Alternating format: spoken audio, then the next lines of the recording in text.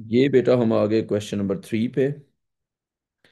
Question number 3 है कि forces of 30 Newton and 50 Newton act on the same body but in different directions, which value could not be the resultant force,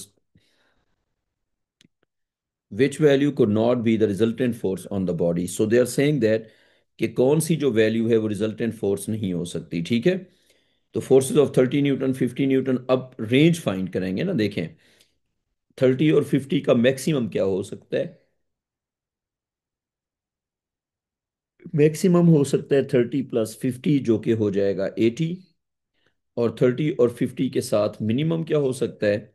minimum में opposite direction हो जाएगी ना, तो ये subtract हो जाएंगे। तो 50 - 30, तो ये हमारे पास आ जाएगा 20 न्यूटन। तो 30 और 50 के साथ maximum can be 80, minimum can be 20. All the answers between 20 and 80 are possible. Any answers other than that are not possible.